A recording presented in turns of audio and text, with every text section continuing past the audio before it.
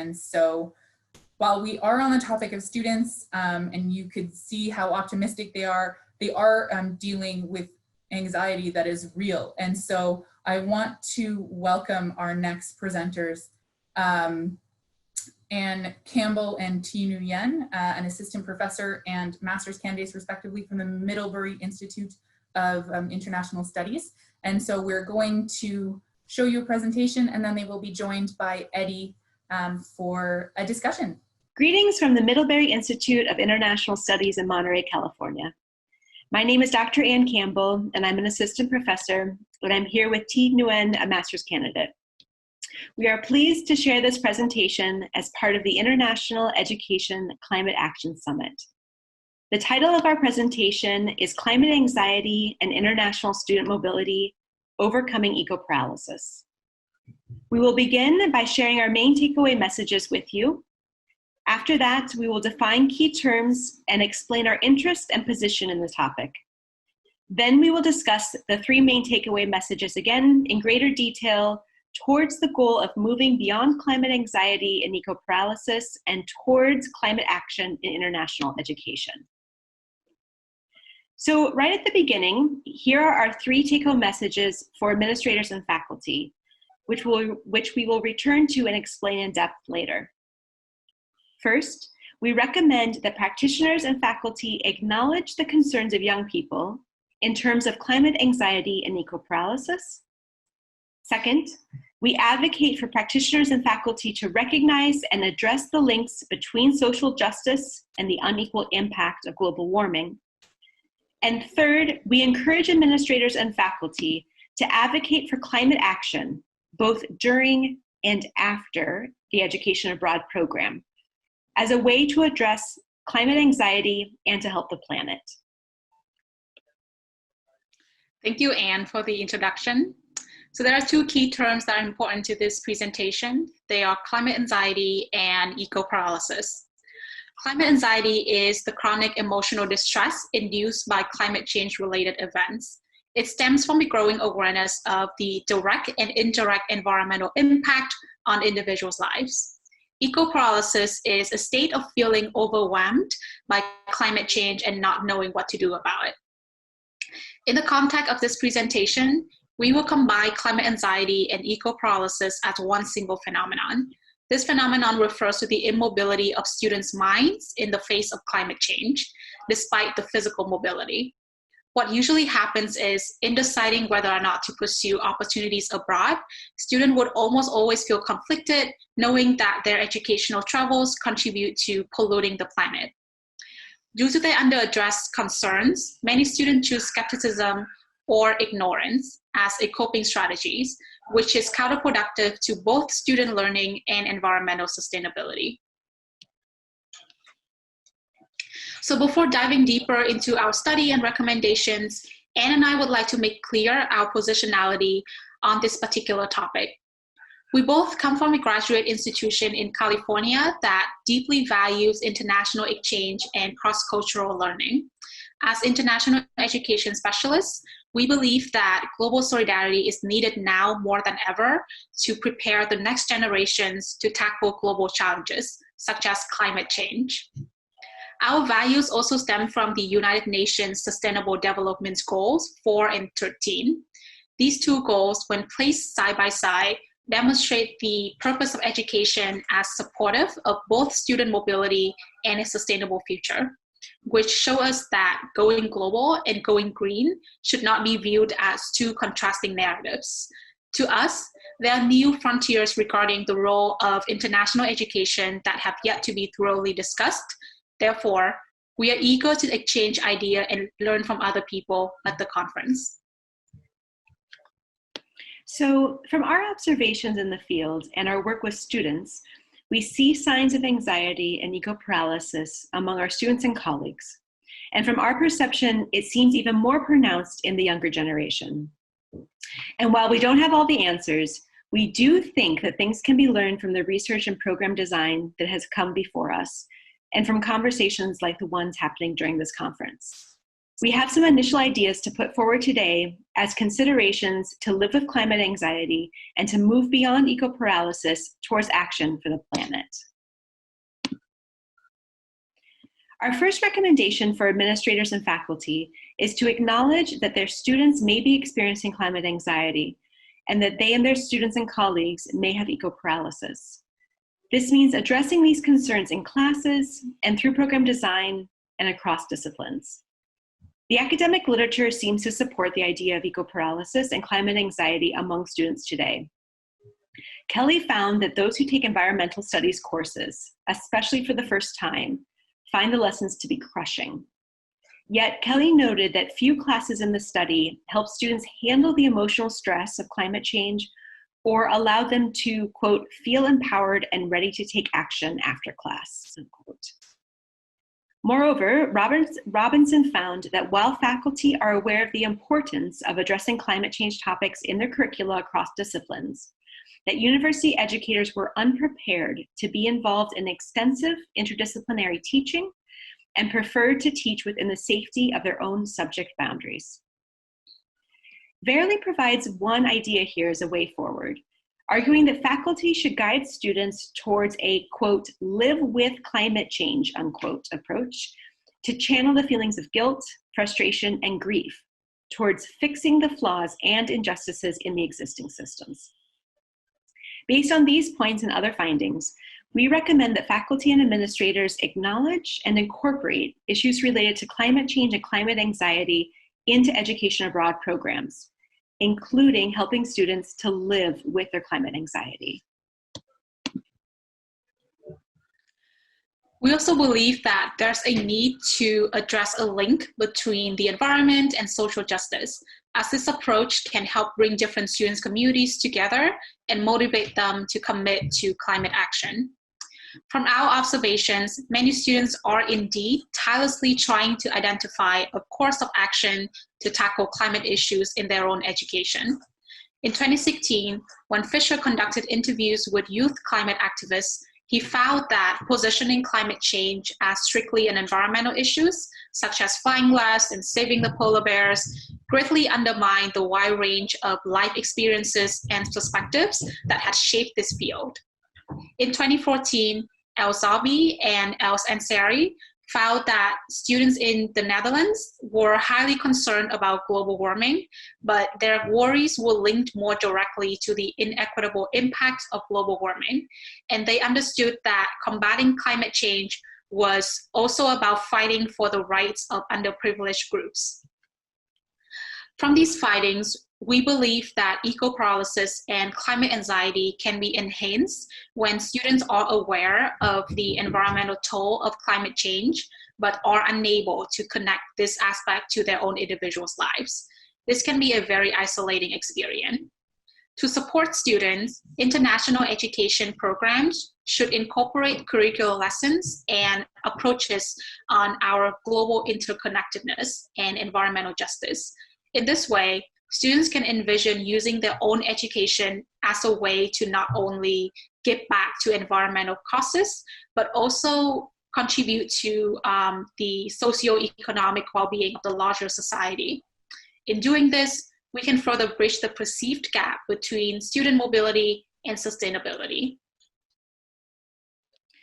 Our third recommendation is to advocate for climate action both during and after the Education Abroad program. So for example, Dvorak and colleagues argue that faculty members leading study abroad programs should be responsible for framing productive discussions with students and other institutional stakeholders and partners surrounding sustainable choices in study abroad. Buckley and colleagues argue that education abroad taught, quote, critical sustainability principles that would be difficult to replicate if students did not leave their home university, unquote. However, while education abroad might be transformative, the ways that students can implement these new lessons at home were not addressed. Paradoxically, if students return home to face structural or cultural barriers to implementing these new sustainability lessons, this could potentially lead to increased feelings of disempowerment and anxiety. In our review of programs, we found many great examples of campuses who were incorporating sustainability lessons into their curricula and on their campuses, providing opportunities for students returning from study abroad and for international students to be involved in these initiatives. We have mentioned a few here on this slide, including from the University of Melbourne and Lehigh University and Dickinson University. Later in the presentation, we'll provide a link if you want to learn more information about these initiatives.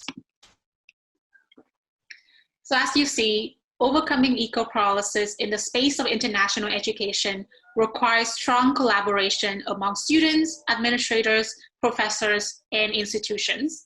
It takes a great deal of courage from all parties to think and act differently to improve life in different corners of the world and advance together toward a more just and sustainable society. This brings us to the end of our presentation. Thank you all so much for joining us. Our contact information is on the screen.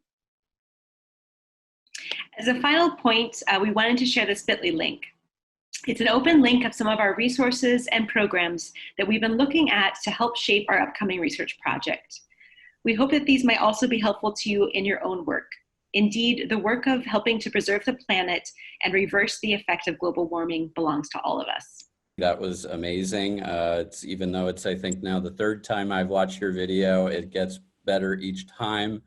Really pleased to have some time with you today to start some Q&A, if I may. I think you wanted, though, before we did that, to talk a little bit more possibly about some of the references or resources you mentioned. Yes, thanks, Eddie. It was a pleasure for us to be part of this event, and we're also learning so much from our colleagues. So thank you all for your contributions. Into the chat, I'll put the bit.ly link that we just mentioned in the presentation in case you want to look at those sources. And then also, there's a piece from the Washington Post magazine that came out earlier this year that has really kind of shaped our thinking around climate anxiety, also known as eco-anxiety, that you might want to take a look at. So we welcome questions as well, but I'll just add those to the chat now. Very cool, very cool.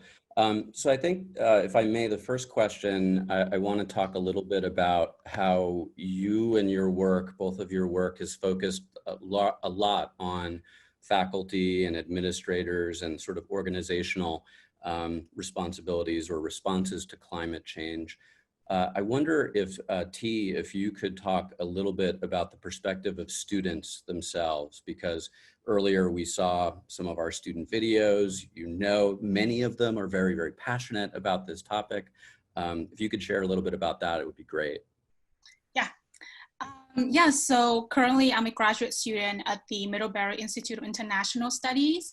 I'm an aspiring international educator, so I deeply value the cross-cultural exchange and international partnership in education, but at the same time, I also believe that these activities must not be facilitated or promoted at the expense of environmentally harmful practices. And so at the same time, like from my professional experiences, I also believe that students cannot freely pursue their dreams and ambitions if their participation in cross-border mobility means that they are putting the planet in danger. So I just think from my perspective, like when students are burdened with responsibilities from the older generations and just don't know what to do about it, like many of them resort to indifference or denial, which is, I think this is very disempowering in a lot of ways. And so I realized that, and it brought me to this question, like, what does international student mobility even do if it's not mobilizing students to come together and just tackle global problems like climate change? And so, yeah, and so what I'm advocating for is that students learn to not separate environmental factors from their own educational decisions and pursuits. So instead of relying on like a top-down approach, I want students to just, you know, maybe like just stop waiting for change to happen and just start exploring different pathways in their own education through which they can respond to climate change, using their own education and potentially generate change over time. So for example, they can advocate for sustainability and environmental justice in their own area of study. Because climate change is truly a very interdisciplinary field. Students can also lead climate activism on their own campuses and help connect people from different backgrounds over climate issues. So from my perspective, that are some of the ways that students can take action. And they should really learn how to, ideally, they should learn how to not only live up to their full potential and just like participate in the global workforce, but at the same time, they should also learn to become socially responsible citizens in this planet, in this ever-changing planet. So, yeah. 100% agreed. Thank you, Thi. So my next question, I think, is for either one of you, Thi or Anne. So, you know, I was really struck by Jennifer of the Canadian Homestay organization, her comment that she struggles with how much to insert herself and her passions into her conversations with host families. And it made me realize that, you know, in addition to eco-paralysis among some students and staff and faculty, there's also maybe such a thing as like eco-apathy or eco-indifference or eco-unawareness. And I wonder, you know, we're all united in this call today and so many more out there in the field because of an interest in this area. What could you share about whether from an organizational or university level response or even, you know, individual education abroad advisor working with a certain student as to how to approach conversations that might involve students just being kind of oblivious or indifferent to the fact that this is an urgent issue? In other words, how do we ask and answer the question, to what extent do we insert ourselves and our views in those conversations? Sure, I can start and then I can pass it to Thi. This is actually where we started this research project, is that we actually had this puzzle of how most of the people that we knew in international education or who researched in these areas, they were very interested in social justice. They were very aware of the impacts that student mobility has on the planet, and yet very little was being done. And it seemed to be kind of the elephant in the room, or the monolith of how do we go past this? How do we move forward? And I think that has really spurred our research and kind of shaped some of our thinking about this, is really kind of how do you enter those conversations? And earlier speakers have talked about leading by example, but I think we don't, at least from my perception, yet feel comfortable with the culture of raising these issues, of talking about it.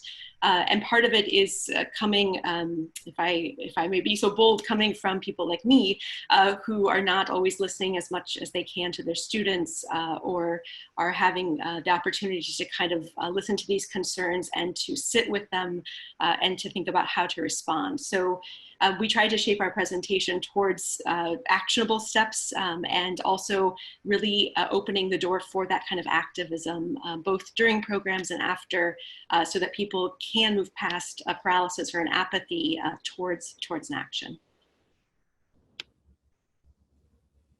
That's great. Thi, did you have something to add, or? No, that's basically covers everything that I want to say. So thank you, Anne. Well, I do have one more question for you both. Your research, I mean, I saw how well responded to it was in yesterday's session in Australia, New Zealand, and Asia. And I can tell already too on today's session, there's a lot of interest. Where do you see your future sort of research going? What directions do you think are maybe more urgent than others in terms of a focus, research focus? Sure, Thi, I'll start if that's okay. We've had a lot of conversations about this, both in the classroom and then through our research. And two things I think that we are interested in looking at. One is how present is this?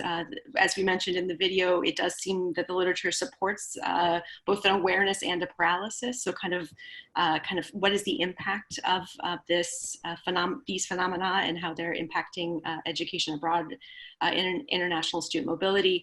And then the other piece that we're particularly interested in is kind of the multiplicity and the diversity of voices and perspectives in this issue and around these issues, looking at both domestic and international students, the diversity of learners, including younger learners in this situation. So we think there's a lot here to understand and are kind of eager to step into that space.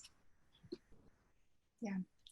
So in terms of the direction of our research, we did talk a little bit about just conducting interviews with students, current university students, and see sort of like the context of climate anxiety in the current higher education context.